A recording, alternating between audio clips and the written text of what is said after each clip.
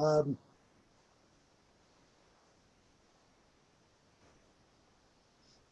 okay, did that come through?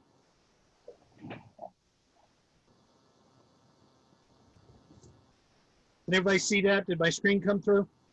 Yeah. Yes. Okay. So Thank you. um, I have been doing this for almost 20 years, and we kind of stumbled into the business. Certainly, it's a lot harder now than it used to be with regard. I'm sorry. With regard to state and federal regulations, but not impossible. And um, anybody who knows me knows that I'm pretty aggressively outspoken when it comes to the state and regulations and how those things happen and just what it does, how it affects your business. And so I am actively involved with HICPUF, we'll talk a little bit about, who is the Medicaid arm of the state of Colorado government, as well as the local county where Medicaid gets actually paid to you in assisted living. There are very, very few Medicaid environments out there. Most of them that are out there will post that they are Medicaid. Certainly the large ones, they'll say, if you have a 2-year spend down, then you can go on to Medicaid. What they won't tell you is that 2-year spend down is $80,000 to $100,000, and oh, by the way, you can convert to Medicaid, and miraculously they don't seem to ever have a bed open when that happens. So the reason I got into Medicaid, well, a couple reasons. The first house that I bought was already operating as Medicaid, so I didn't know any better, and I just learned the system.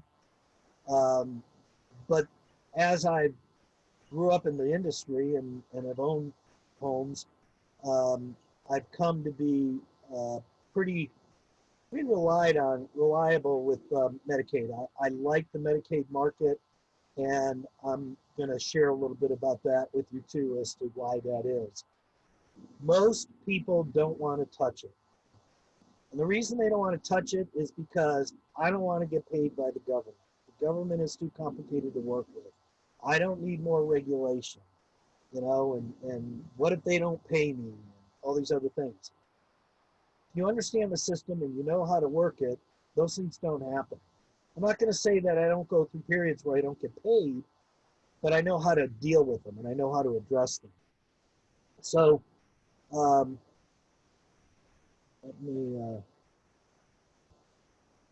today we're going to talk about who should consider Medicaid as a source of income, what are the pros and cons, and the process of operating under Medicaid, when Medicaid makes sense or why Medicaid makes sense, and how do you proceed? How do you get into that? So who should consider Medicaid as a source of income? Owners of assisted living homes of any size. Regardless of your size, there's opportunity in Medicaid, and the reason there's opportunity is the next point. Assisted living facilities that struggle to fill openings, or assisted living facilities with limited resources. And by limited resources, what I'm talking about is, when I'm talking to families, I tell them, you can go down the street and pay, even on my private rooms, and I do have private rooms, you can pay 3 times what I'm going to charge you for marble floors, granite countertops, and leather furniture. But the only person who cares about marble floors, granite countertops, and leather furniture is you, because your mom doesn't. For your mom, it's all about quality of care. And so if you're running a good place and you can stand behind the quality of your care, then you don't need deep pockets to pay for all that fluff just so you can entice people to come in the door. Um, and then assisted livings that are operating in municipalities that understand the need. I pretty much throw the need in the face of any government entity that I am encountering, that I'm in a battle with about whatever the situation is. Because at the end of the day, there's two things that I always base my discussions on. One, your paycheck is funded by me. And I make sure they know that I feel that way up front. And number two, there is a huge need in whatever municipality you're operating in. And we don't want it to get out of this room that you've made a decision that it's going to keep somebody who needs a place to live from getting a place to live because you don't like, that it's not as nice of a building as it might be for somebody who can afford $8,000 a month. So, most municipalities realize the need, and most of them will pretty much bend over backwards to accommodate what you need to do to get it done. And then businesses that struggle with cash flow. I know that sounds a little crazy, but if you learn to work the system, you will learn how to manage your deposits from Medicaid so that you're flowing cash through your business constantly, and you won't hit those times at the end of the month where you've collected all your revenues for the month and you've still got 10 days a month left. So it's a good cash flow system for me. The pros, you'll never have a vacancy. Okay. My mantra for owning an assisted living home is one I learned from a guy who owned hotels. When you own a hotel, if you're savvy, it's all about heads in the beds. And that's what you need to remember if you own an assisted living home. It's all about heads in the beds.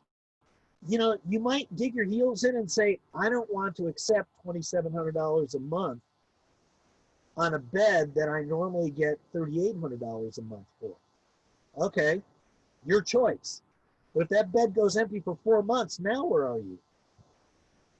So the way I operate is my Medicaid bed rooms are shared rooms, so I have 2 in a room. But I also have a bunch of private rooms. I always make sure I have one private opening. And then I fill the other spaces with Medicaid residents under the understanding that when a Medicaid room opens up, they have to move into it. They're not paying for a private room. They're not going to keep a private room. Well, why would somebody do this? The reason somebody would do it is because their choices are limited. They don't have options. There aren't empty beds for accepting Medicaid, and they need a space, and they understand going up front that it's going to be a shared room, and they get the benefit of being a private room just to get in the door. And while they have it, they appreciate it, but they understand that they're not paying for it. They're not going to be able to keep it. But it keeps me from having vacancies. You will never have a Medicaid vacancy, I assure you. My waiting list is 15 people long on any given day, and it usually takes 6 to 9 months to get off my waiting list. And that's really why I got so deeply into the Medicaid industry. I don't want to compete against Atrias and Brookdales and all these people that have deep pockets for marketing and all this other stuff. I don't want to have to pay a salesperson to go out and to keep my beds filled, because I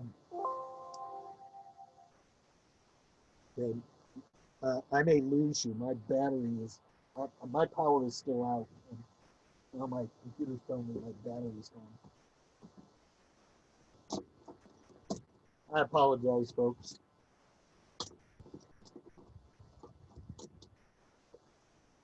I'm gonna try and move someplace where I can plug in.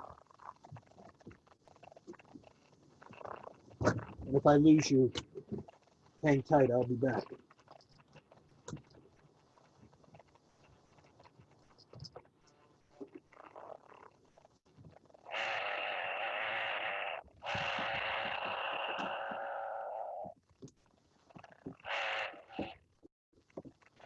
Hey, just a question for everyone while we're waiting. Do you guys just want me to go through the chat and add everyone to the spreadsheet if you've already put your information in?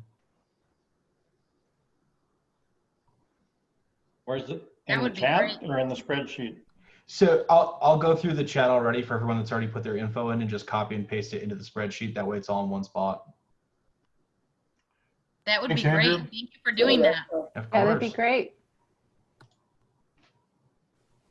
Just make sure you guys get into that Google Docs link before the evening goes up. And if you see your stuff in there, feel free to adjust accordingly.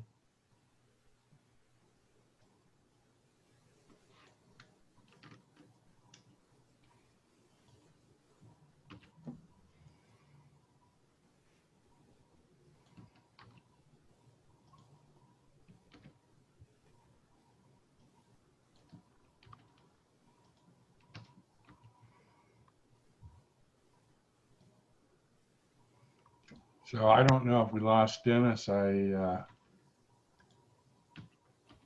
it looks like his screen's still being shared. The wonderful world of Zoom these days. I was in a class earlier today and my instructor's Zoom crashed and we had to take a 10-minute break while we waited for him to reconnect.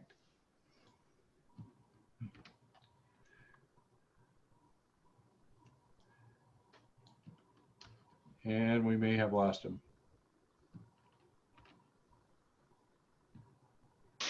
How to go to the spreadsheets, Bern? What's that? How to go to the spreadsheet to see the information? Oh, if you go to the chat box and there's a link there, so you can I didn't have, I'm using cell phone. So I have is the mute and then video and then share contacts, and then the participant and then more. And I didn't see any check meeting setting, minimum meeting, virtual background, disconnect audio. That's all I have. I am not sure if if the phones would do a chat. Can't say I've tried that function yet. But when we're done, Catherine, I could email you the link to the box here or the doc. Matter of fact, I think Okay. I'll just do that Okay, right thank now you. while we're waiting. You still keep me in mind, right? In your mind, right? Yes, I've actually been talking with Charles and trying to get that data. I'm in class all week this week, but next week we can circle back and see what the data looks like. Okay, thank you.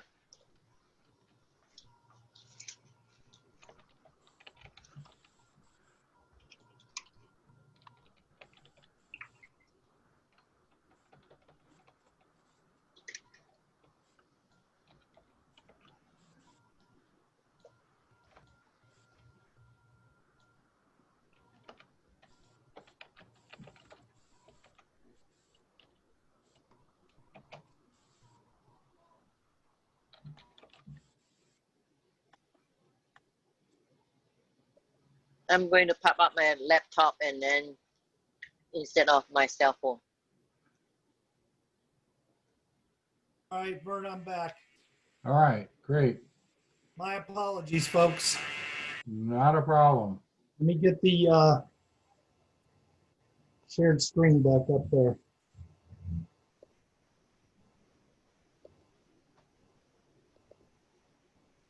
Okay. So you'll never have a vacancy. The other thing is increase your income per square foot. You can, people who are on Medicaid don't expect to get a private room. And they're appreciative. If you're running a nice place, and this drops down to my final point there, these residents appreciate you. They don't, you know, people who have $8,000 or $10,000 a month to spend, you know, and I know most of us in smaller environments don't get that kind of money, but, you know, these people are used to, you know, I can buy the kind of care that I want. People on Medicaid appreciate any care that they get. They treat your employees better. They treat you better. They're just appreciative, and they'll tell you that. okay? They know they're going to be in a shared room. And to be honest with you, most of them don't mind that. They actually get to be pretty good friends, okay? However, let's say that you've got an 8-bed assisted living home in a residential environment. If you can appeal to your municipality to allow you 2 more beds in your building and make 2 of those rooms shared rooms, which have to be 120 square feet minimum by state guideline, now you've added $5,200 a month of income into your operation. So, so basically, what I'm just saying is, the more beds that you can get into the space that you already have, the more income you're going to produce per square foot and overall of your bottom line. And then improving cash flow. And we'll talk a little bit about this later, but when you're billing Medicaid, you're billing on a monthly increment. So you can't bill for the 25th through the 2nd of 2 months. You have to bill from the 25th to the 30th, and then from the 1st to the 2nd. However, you can bill in any increments you want.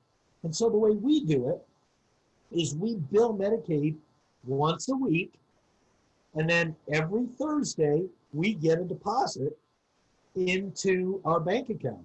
And so we're getting a good chunk of cash into our bank account every Thursday of every week of the month, so that we always have cash on hand if we need to get some more groceries or whatever those things are. We're budgeted in such a way that there's always, if I'm tight on a Monday or Tuesday, I know on Thursday I'm going to be fine, and so I'll just schedule a bill to be paid on Thursday instead of worrying about it today. So and you decide how you're going to get paid. You decide how many increments. If you want to invoice Medicaid once a month and get one big check, you can do that. If you want to invoice them once a week like we do, you can do that. If you want to do it twice a month, you can do that. So you're the one making that decision, and our decision is based on how we can, guarantee our cash flow. The cons, you have to work it and you have to stay on top of it, okay? You're introducing a bunch of new things into, your financials here. By new things, I mean the way Medicaid works is the resident doesn't live there for free. The resident has to pay a copay based on their income. And so the minimum copay currently is $700. So no matter who it is, they have to have at least $700 a month. Some people don't have $700 a month coming in on Social Security. We'll talk about that a little bit later, how you resolve that. But the point is that if a resident takes their monthly Social Security income and they spend it on something instead of paying you, the likelihood of you getting that money back is slim and none, because they're allotted $130 a month of spending money. If they smoke, 100% of that money goes to cigarettes. If they don't smoke, they have all kinds of money. They can never have more than $2,000 in the bank. So you got to kind of watch that. You don't want them to exceed $2,000, because if they do, they'll lose their benefit, and then you have to get involved. You'll stop being paid until you fix it. It just creates work for you. So you just want to monitor that. That they're not, they don't spend the money on anything, and next thing you know, they've exceeded that $2,000. You got to stay on top of the system and make sure that you're getting paid. And if you don't get paid on a particular resident, why didn't you get paid? And don't let it fester. You just don't want things to fester. But once you learn to run the system and manage it, you're gonna be on top of those things, and they won't slip through the cracks. You have to submit your claims every week. Now, you know, there's a process. You got to go to a web portal.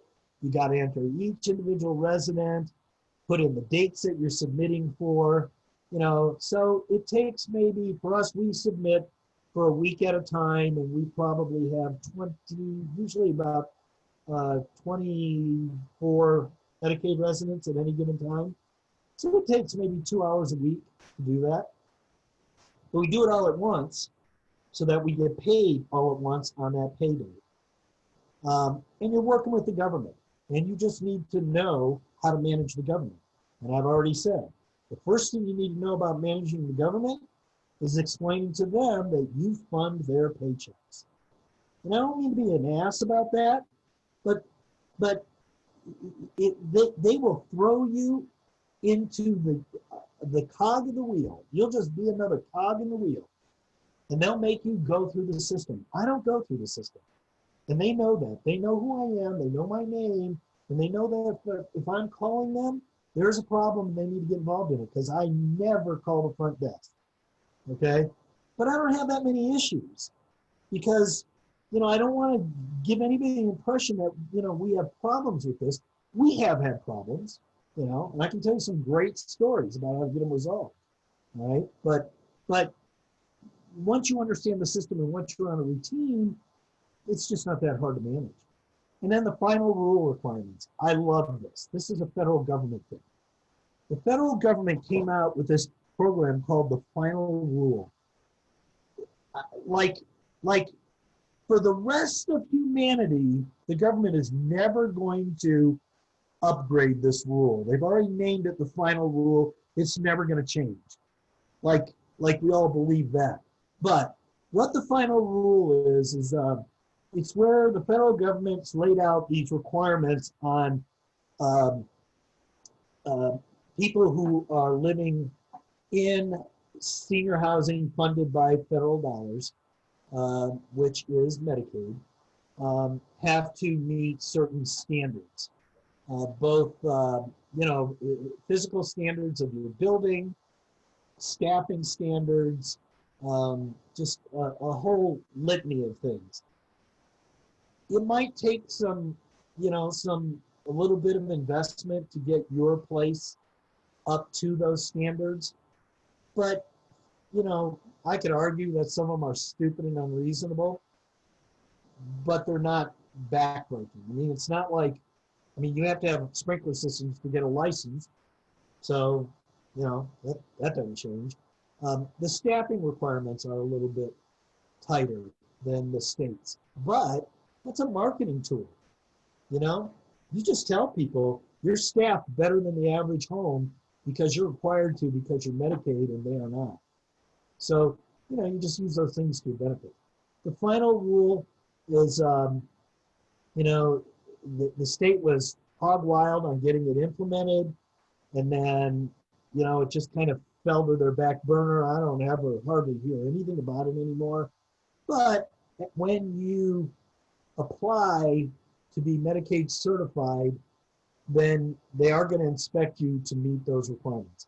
I am currently in a battle with the state because many people have figured out that, wow, I can get paid Medicaid dollars and not have to meet those requirements if I go through Innovage.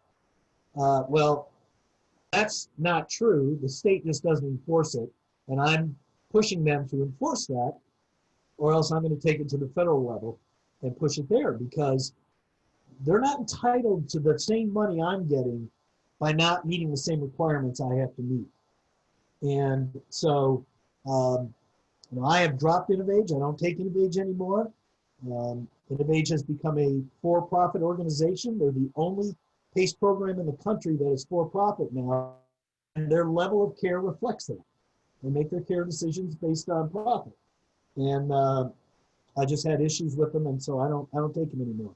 But you can't count on going to Innovage and thinking you're going to be able to take Medicaid residents and get paid without meeting the requirements, because I'm sure that's going to eventually change. The process, you need to understand HCBS. HCBS is home and community-based services. That is who is paying you. Okay. Your resident has to be, they can't just be Medicaid certified. They have to be HCBS certified, because Medicaid is a big, huge funnel. It covers tons of things. The thing that pays you is HCBS. If they're Medicaid certified, getting them HCBS certified is not a difficult thing. But you got to make sure that they are HCBS certified. Know the players. My next slide will tell you who the players are. Control the system. Don't let this, you control the system. And that goes back to what I said earlier. You just got to be on top of it. You got to be on top of who are your residents, when is their recertification date, put it on your calendar, control the mail, okay? The state of Colorado, I don't allow any state mailings that pertain to their benefits to be mailed to the family. They have to be mailed to the resident in care of our facility. Because what happens is the family gets those letters, they don't understand them, and they ignore them. And then the only way you find out about it is when you stop getting paid. And then you call them and you say, did you get a letter from the state saying they were up for recertification? Well, yeah, but I didn't know what to do with that. Well, now I'm not getting paid, and it's going to take 60 to 90 days to fix that. Okay? So their mail has to come to me, and I manage all of their Medicaid mailings so that they don't fall through the cracks. So control the system.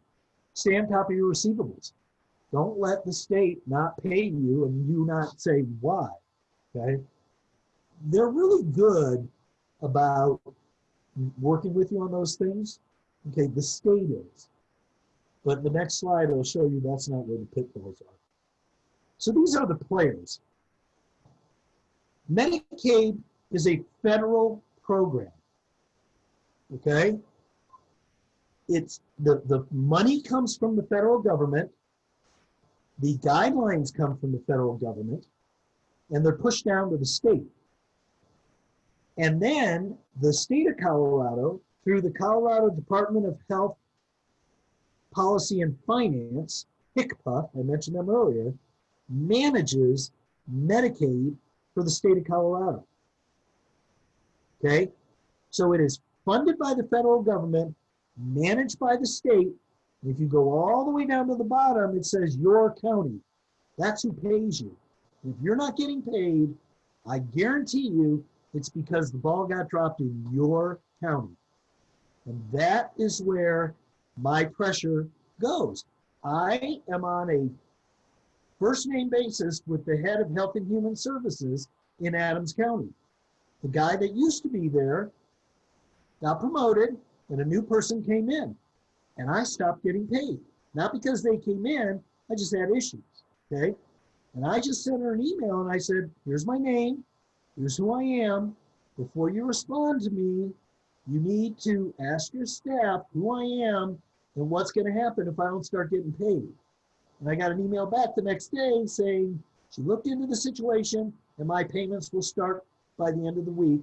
By the end of the week, they got me caught up and I started getting paid before. Now I got a lot of stories that go before that one as to why they know who I am. I'm not a jerk. It's just that at one point, this Adams County owed me $60,000. And if you try and work through the system, you have to go stand in line in the county office. I don't stand in line, you owe me money.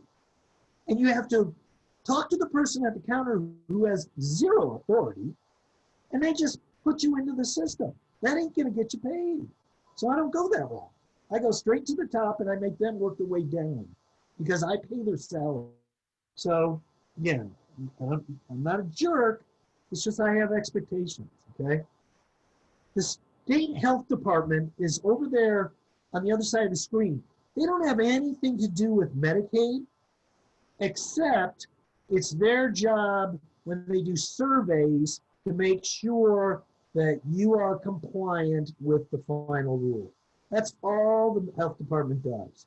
They don't care about Medicaid. Now, if you're a high occupancy Medicaid environment, your license is discounted by like 60%. what you pay per bed is discounted by right around 60%, because the state understands there's a need for these beds, and because of the rate that you're getting paid, you can't afford to pay $3,000 or $4,000 for a license. So my license is about $1,000 when you do the bed count. Health First Colorado is just, Colorado's Medicaid health, okay? Now, if a resident is 65 or older, their housing is paid to me by Medicaid. Their medical is paid to their doctor, hospital, or whoever by Medicare. Okay, and you need to just, in the back of your mind, remember, Medicare pays health, Medicaid pays housing. But if they're under 65, and there's a great opportunity for you there, I take younger residents. Now, I won't take anybody under like 40, because I've raised 5 children. I'm not looking for more children to raise. You know, if you take them too young, you've got a lot of issues. But I have, a lot of residents. You'd be amazed at how many people are out there that are 52 years old and had a stroke. And a lot of nursing homes won't take them, or other assisted livings, big ones, won't take them. And B, they don't want to be someplace where everybody's 80. And so I have a lot of people in that range. And here's the thing. You never have an empty bed. These people, I got people who've lived with me for 12 years.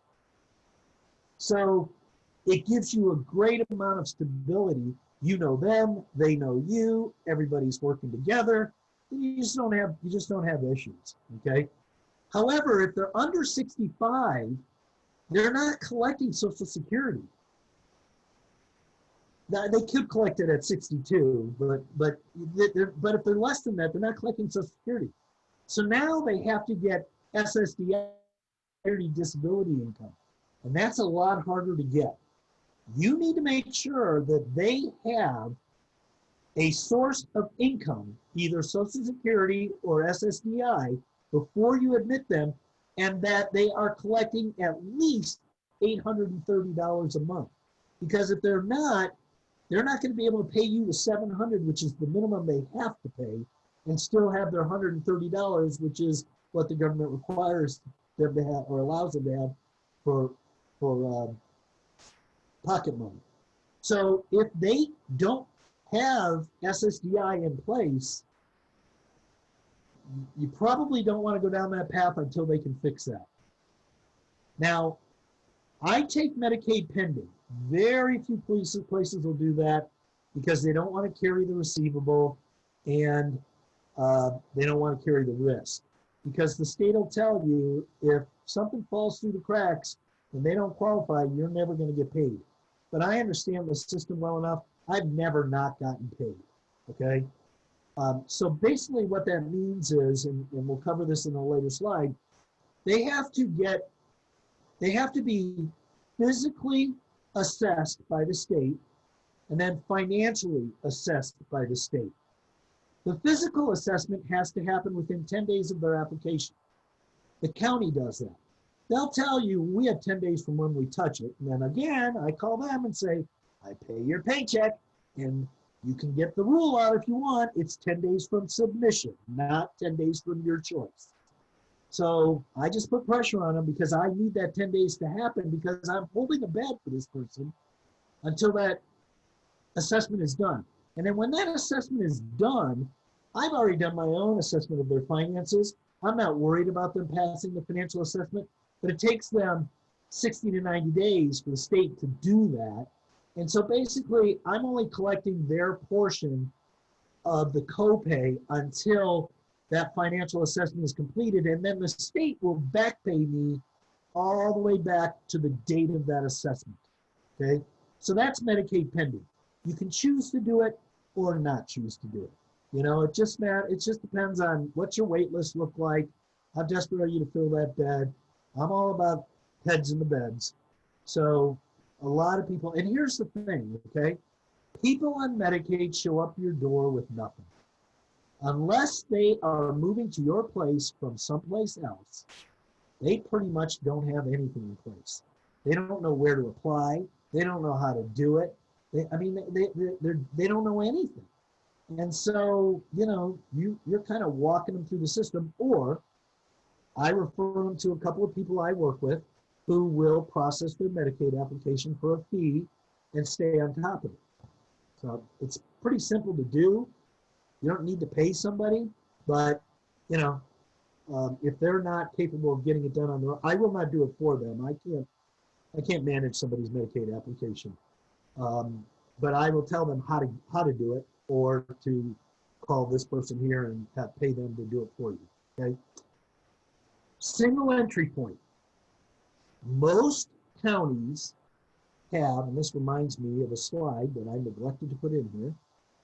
Most counties have what's called a single entry point. So I'm in Adams County. Adams County had, oh shoot.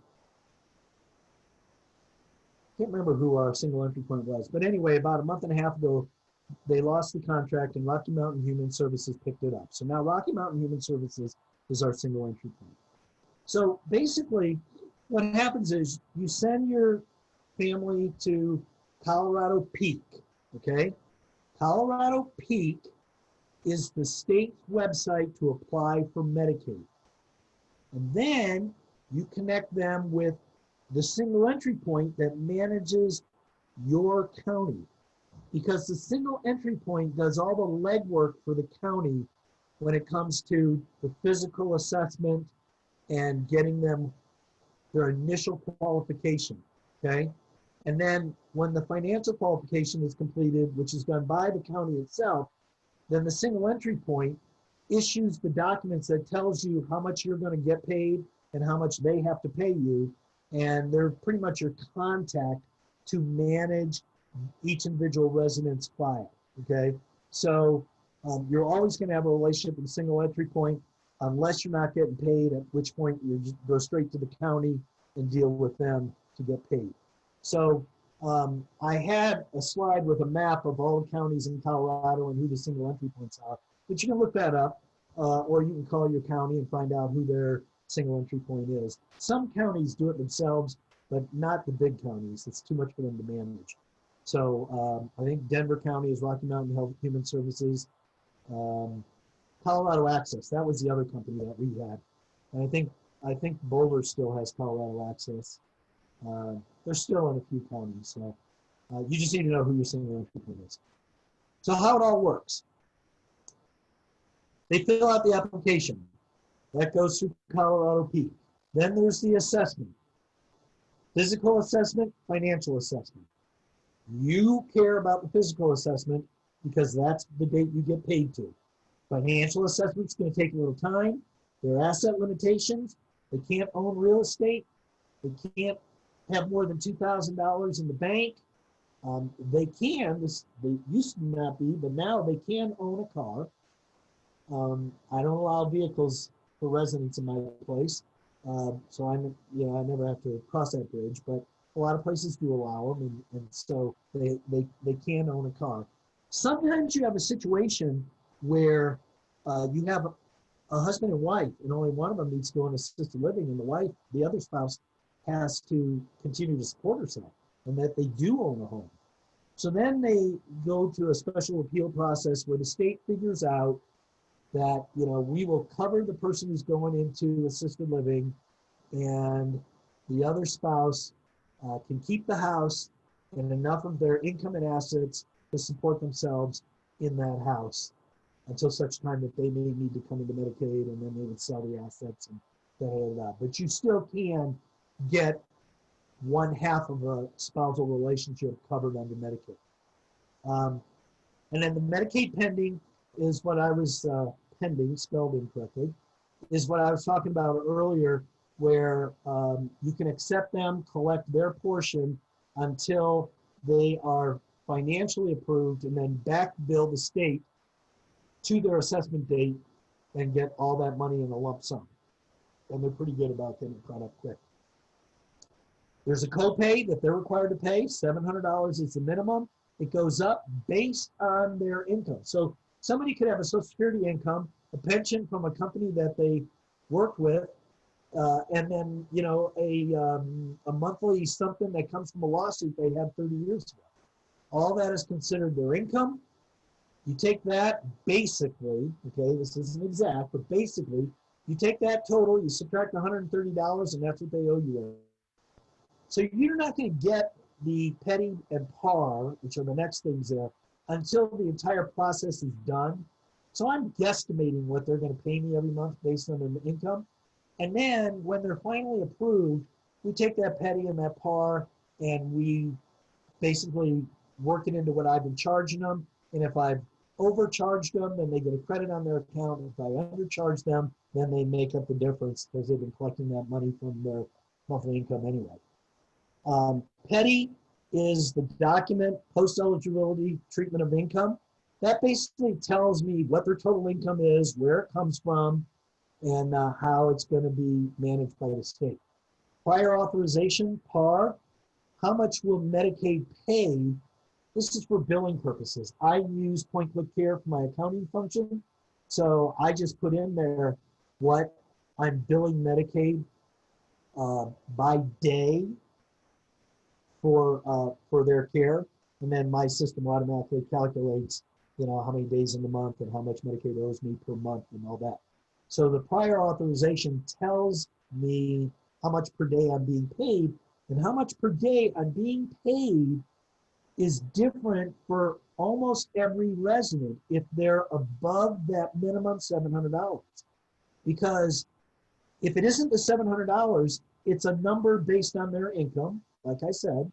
However, that number is different for everybody. And so their daily rate that I'm billing Medicaid is based on what that number is. 300%, I have no clue how the state came up with 300%. But basically all that is that just tells me that this resident doesn't have enough income to pay more than the 700. Because what happens is, out of laziness or conserving paper, I don't know, the state won't send you a petty or a par on a resident that they've determined to be 300%. And basically, you just have to look online, find out that they're at 300%, and then that just tells you, you bill the resident $700 and you bill the state $55.90 per day. Okay? So right now, the total payment for Medicaid is like $2,650. So again, if you have a room that is currently a single, and you make it into a double, you're going to get $2,700 for that room. I mean, $5,700 for that room. Did I do that right? $2,650? $5,300 for that room, whereas you might be charging, you know, $4,200 for it or something like that. Okay, so that's where I go back to. It's an opportunity to increase a little bit more income on the square footage of the space. Medicaid and Medicare. Medicaid pays for the housing. Medicare pays for the health care. Unless they're less than 65, you don't have Medicare, and then in that case, Medicaid pays for their health care as well. But then you have to be working with a doctor who accepts Medicaid as a form of health care payment, where a lot of doctors won't. You submit your claims, you break your month into boxes. So again, repeating what I said earlier, you can bill them till the end of the month. And if you're billing weekly and the end of the month is in the middle of the week, then you'll bill them from Monday to Wednesday, and then you'll bill them from Thursday to Sunday. So that week you'll have 2 claims go in because the month broke up in the middle of the week. You're billing in arrears, okay? So you're billing for last week, and you're going to get paid next week, all right? So, so we have to have our billing in by Tuesday, sometime on Tuesday. I don't know what time. But anyway, so we submit our billing by Tuesday morning. We're billing the state for last week's services, and we're going to get paid for it next Thursday. And when you submit your claim, it's going to tell you if a claim's been denied. So you're going to know right away, there's a glitch here, I need to ask some questions.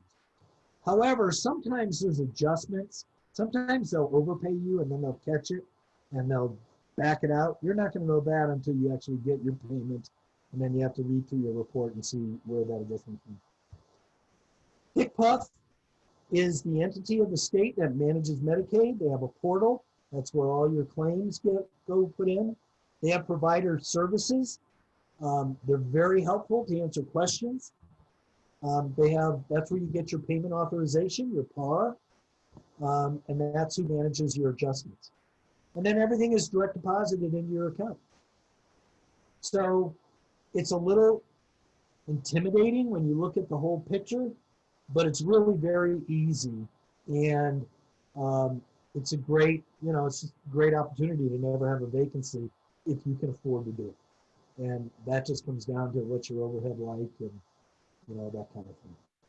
So happy to address any questions, and maybe a lot of things I may not have covered, but just wanted to, kind of give you an overview of what it's all about, and really, quite honestly, remove the fear of attempting to do it or thinking that you can't afford to do it when really maybe you can.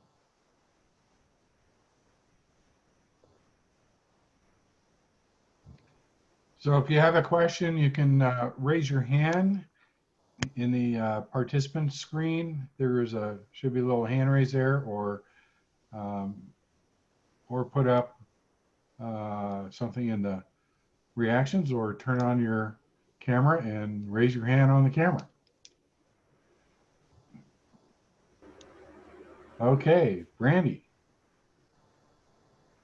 Hi, Dennis, thank you so much for this. This was awesome. Mike, I have two questions. You didn't talk about staffing, and so I was just wondering.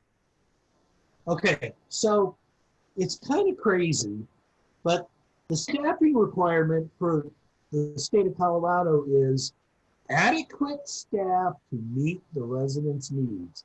I always thought that was really good. For people who want to run your life, adequate staff to meet the residents' needs.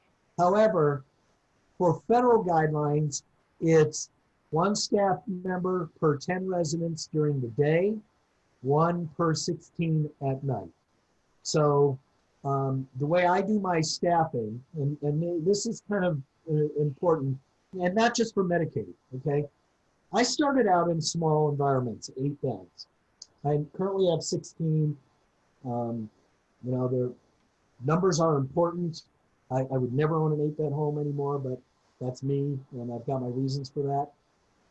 However, I require every single person who works for me to be first aid, CPR, and QMAT, because I never have to worry about whether I have a QMAT on property or not. Everyone who works for me is QMAT. At one point, my chef was QMAT. But the ratios are 1 to 10 during the day, and I don't always have, I'm not staffing to meet that 10 number through just caregivers, okay? The way I run my business is because I'm making sure everybody that works for me is trained, okay, CPR, first aid, who's ever cooking the meals is counted. My housekeeper is counted. My wife and I are on and off the property all day long. We're counted. My maintenance man is counted. If you collect a paycheck from me, you are trained for emergency response and counted on that ratio. So I'm not, my business is not running on a 1 to 10 caregiver ratio. It's 1 to 10 staffing. And the rule does not say caregiver, it says staff. So keep that in mind, even for your own business, whether you do Medicaid or not. That's awesome. Thank you for that. My second question was, you went over the numbers kind of fast.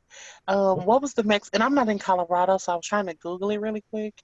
But what was the Medicaid max when you were talking about the 700 per day? I Okay. just missed that part. The thing about that is, it's going to be different in every state. Okay. Um, for us, Colorado is one of the lowest paying Medicaid states in the country. Now, we lobbied for an increase about 2 years ago, and I worked hard on that. And we got a 25% increase, and generally it's like 2%.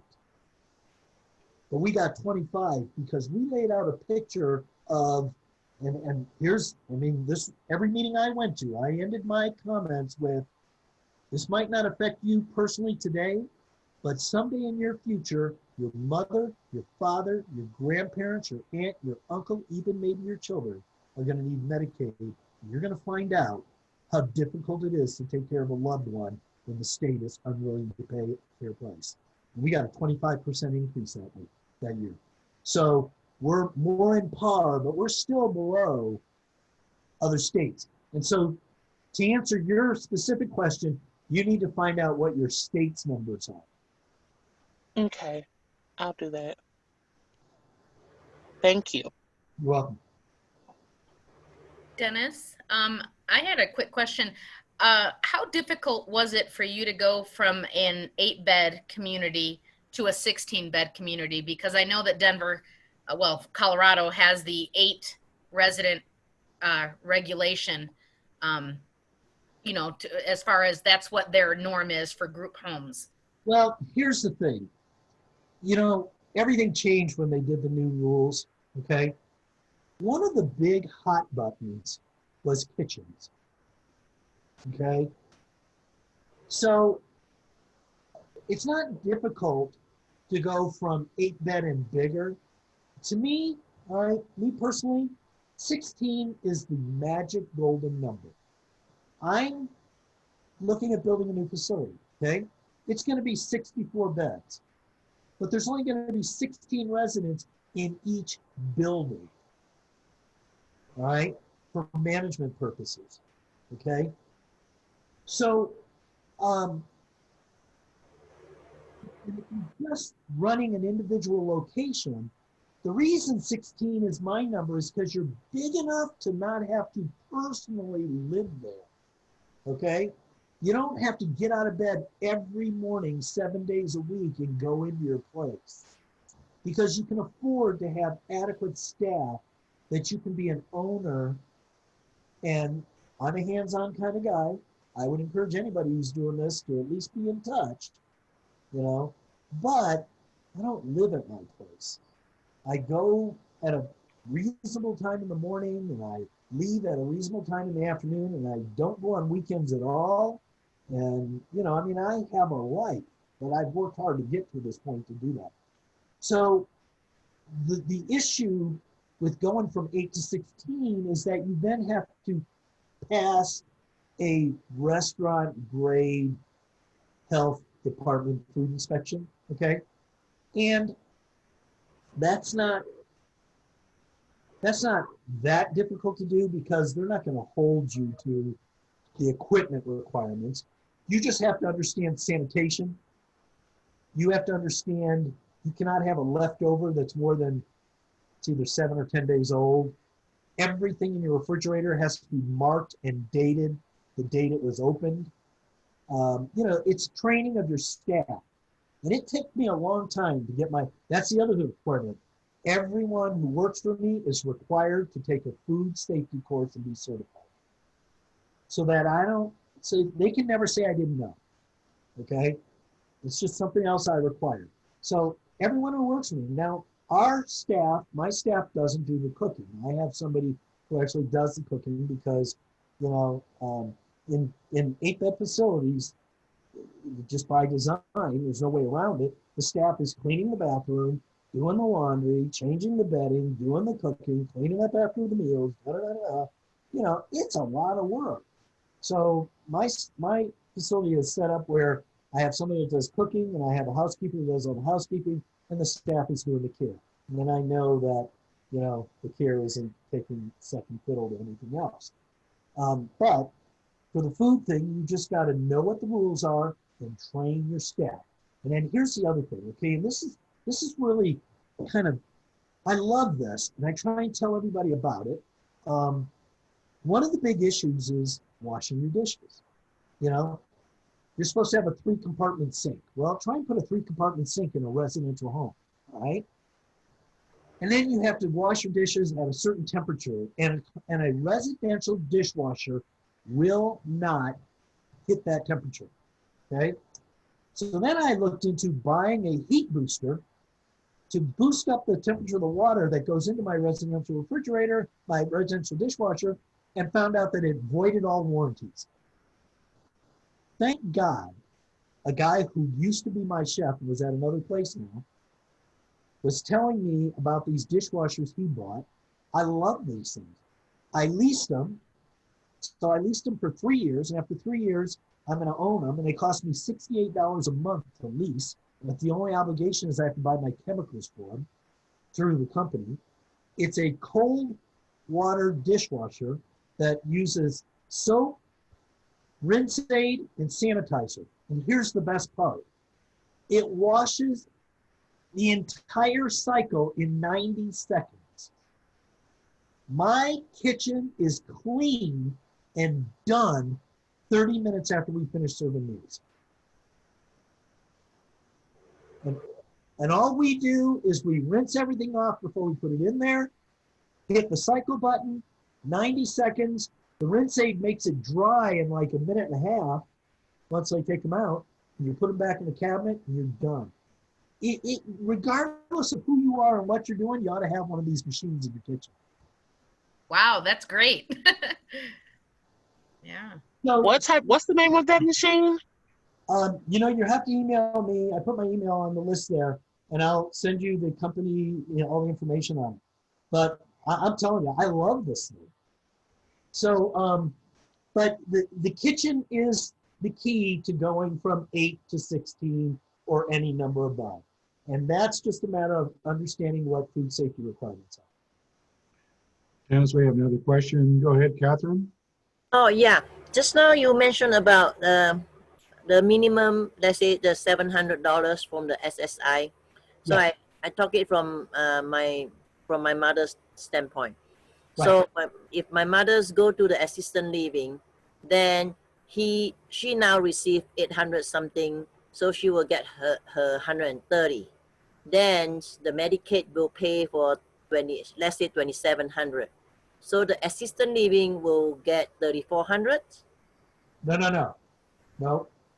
The total payment is $2,700. 700 of that comes from the resident. Okay, 2,000 from the Medicaid, from the county. Correct. Okay, thanks. Do we have any other questions?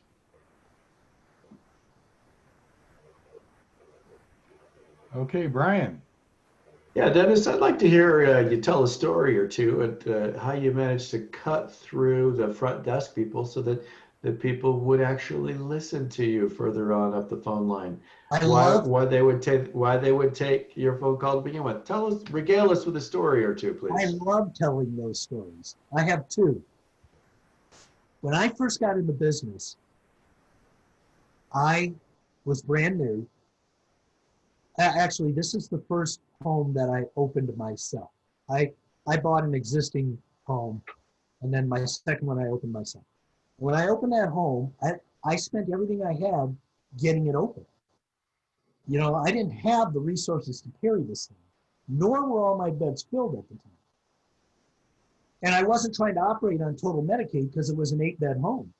And you can't operate an 8-bed home on total Medicaid. So, because of all the red tape and BS that the county, you know, it's like nothing is their fault. That's just it. Nothing is their fault. So I go online and I find out who the head of Health and Human Services is.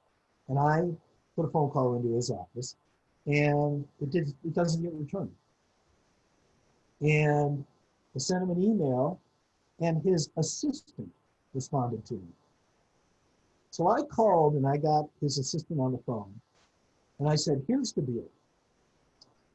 Either this gentleman calls me before the end of the business day today, or tomorrow, and I told him why I was calling. The county owes me, at that point, it was like $38,000.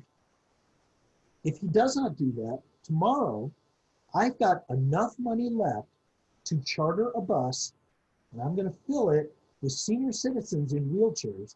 We're coming down to the county office. We're all going to sit in the lobby of the county office building there, and I'm going to notify all the Denver news media.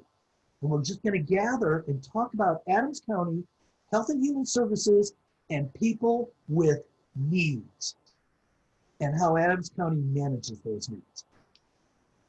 I collected $10,000 2 days later and the balance of it within 2 weeks. The second time that happened, the funny thing is the guy, after that happened, the guy said, here's my direct line, please, just call me. And so when I had issues, I would just call him, and we had a good relationship, and he would stay on top of it.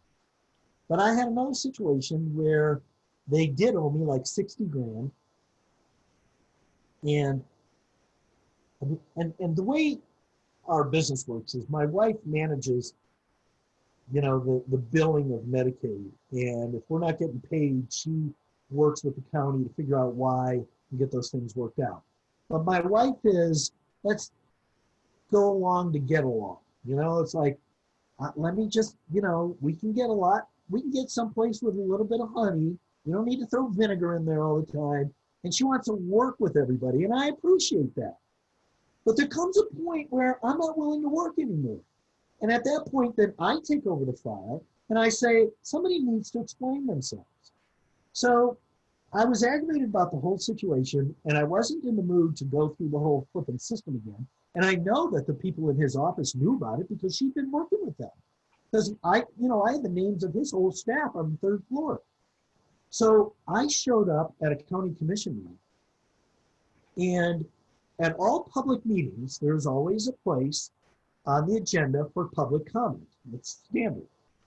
So, and it's usually at the end of the meeting. So I get there, and they open up the meeting, and they said, well, we don't have that much business today.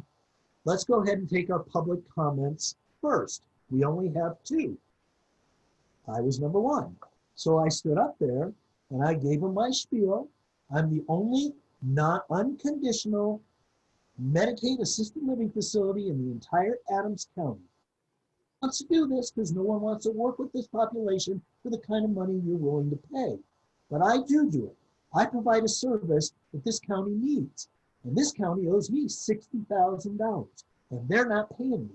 And I'm not going to sit and be quiet about it. I want to be paid, and I want to be paid now.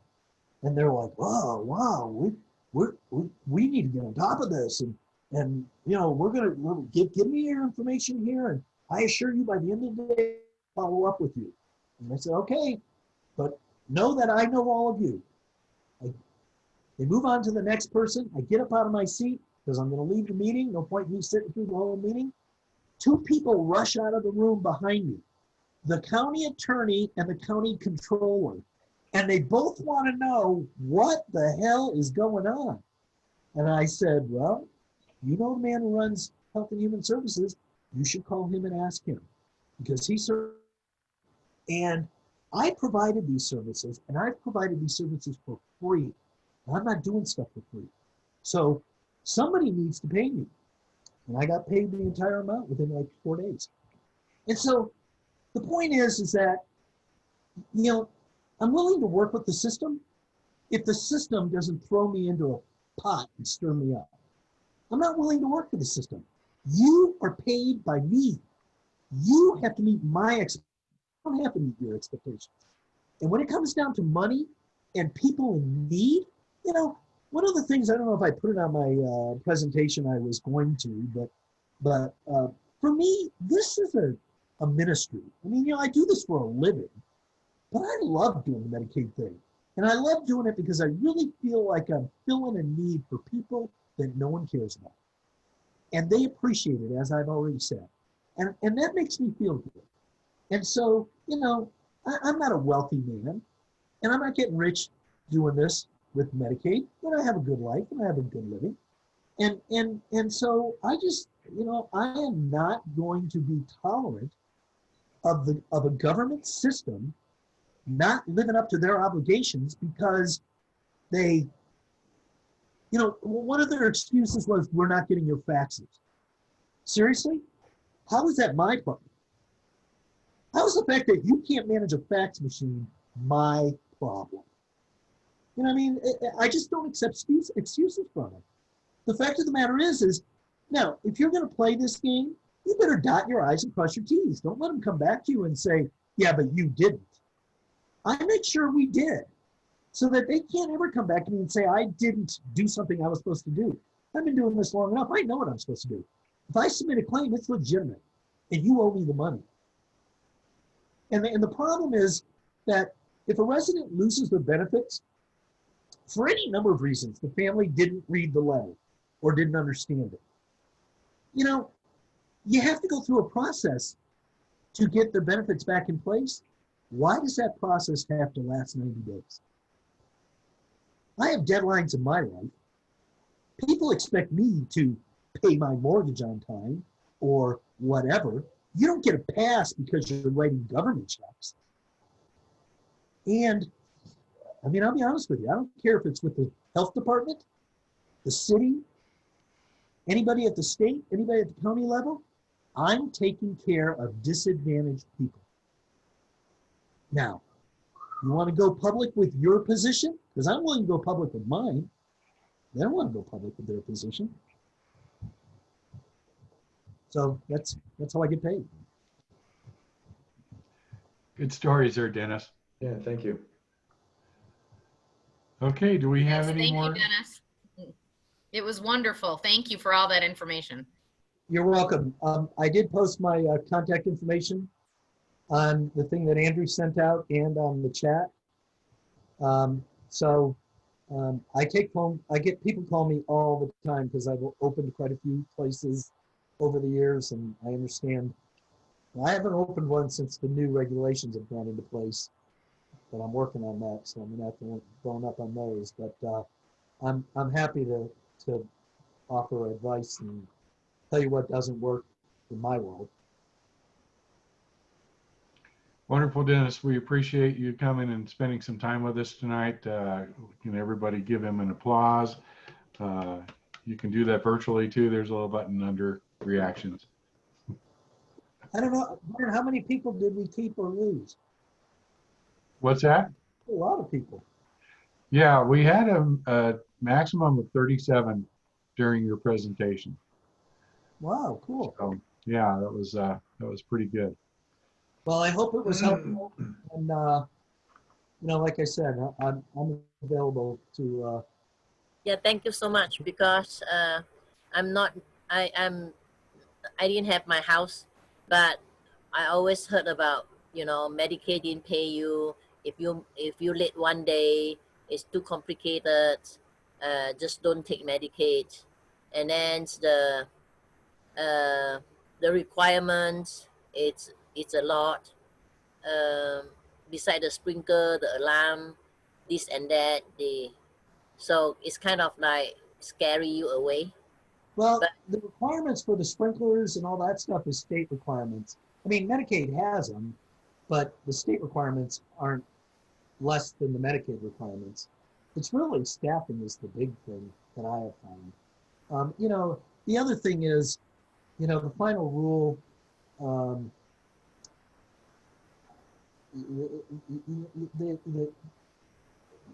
I don't have locks on my bedroom doors in my place.